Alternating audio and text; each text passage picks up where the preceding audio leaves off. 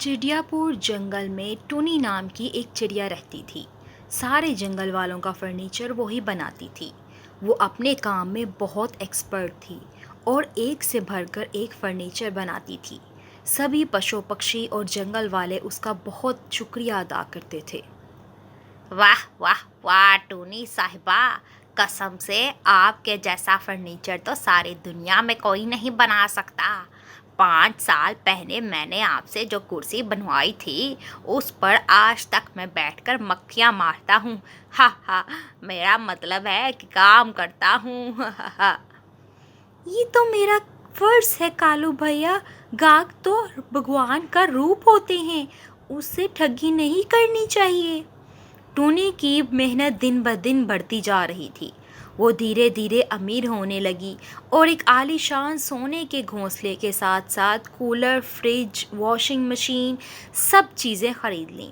उसकी माँ गिन्नी ये देखकर बहुत खुश हुई। तुम बहुत अच्छी हो बेटी, मेरे बिना कहे ही तुम मेरे लिए इतना कुछ ले आती आई, वरना आजकल के बेटे बेटियां तो कितना भी अमीर बन जाएं, उनकी जेब से एक फूटी कौड़ी तक नहीं निकलती है।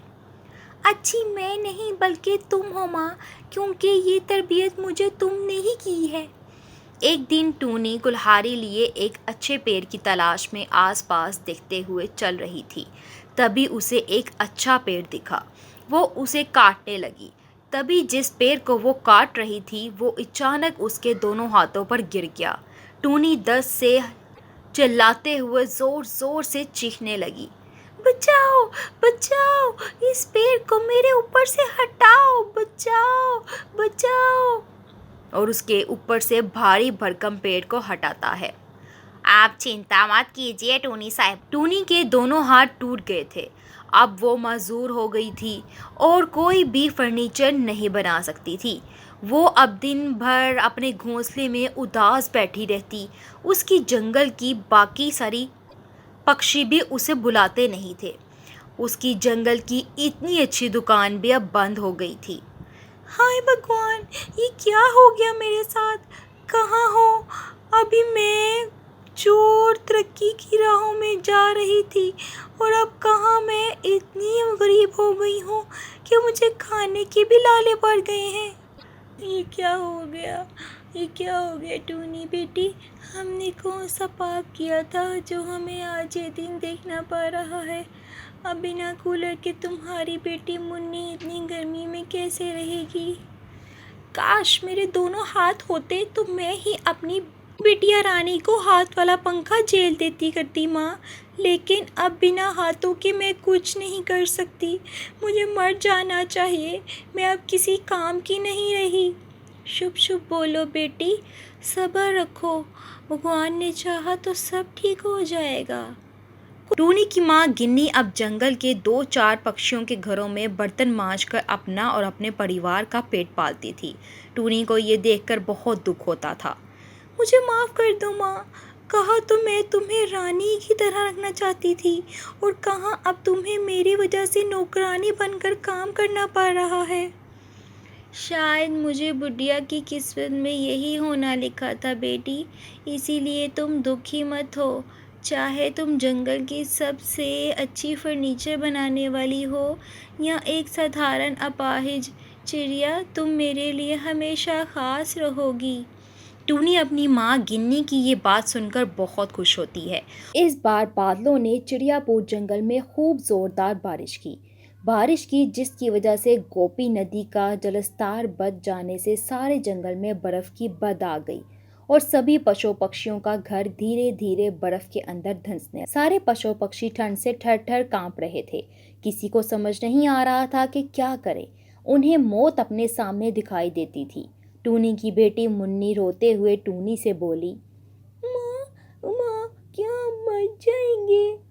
नहीं बेटा, भगवान ने चाहा तो हम ज़रूर बच जाएंगे। तुम फिक्र मत करो, मैं कोई उपाय निकालती हूँ। मुझे इस मुसीबत से बच निकलने का एक उपाय मिल गया है माँ। क्या उपाय है बेटा, जल्दी बताओ, पहले ही बहुत देर हो चुकी है। मैंने एक नाव बनाऊंगी जिस पर बैठ के हम तीनों और सारे जंगलवासी इस मौत के संदेश लेकर आए बर्फीली बद से निकलकर कहीं दूर चले जाएंगे। लेकिन तुम नाव कैसे बनाओगी बेटी? तुम्हारे हाथ तो। जरूरी नहीं कि माँ हर काम हाथों से हो। मैं पागल थी जो इतने महीनों से अपने हाथों के वापस आ जाने का इंतजार कर रही थी, जो अब कभी नहीं आएंगे। टूनी अपने घोंसले की छत पर खड़ी होकर जोर जोर से जंगल वासियों को बुलाती है। वो टूनी के पास आ जाते हैं।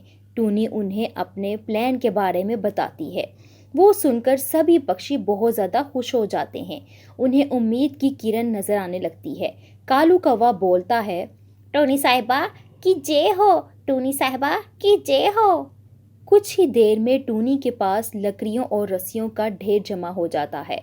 कालू कौवा और बहुत से पशु पक्षी लड़कियों को एक बराबर काट काट कर रस्सी से बंधे जाते हैं। टूनी कालू कौवा और बाकी सारे पक्षियों को नाव बनाने की तरकीब बताती जाती है। इसी तरह सारे पक्षी उसके हुक्म के मुताबिक नाव बनाते हैं। जी थोड़ी ही देर में नाव बिल्कुल बनकर तैयार हो जाती है। ये देखकर सभी पशु पक्षियों की खुशी का ठिकाना नहीं रहा। सभी जंगलवासी नाव पर बैठकर बर्फीली बद को पार करते हुए एक नए महफूज जगह पर उतर जाते हैं। कुछ ही महीनों में टूनी की मेहनत और लगन पहले ही जैसे बढ़ने लगी। टूनी और उसका परिवार अब हंसी खुशी रहने लगा।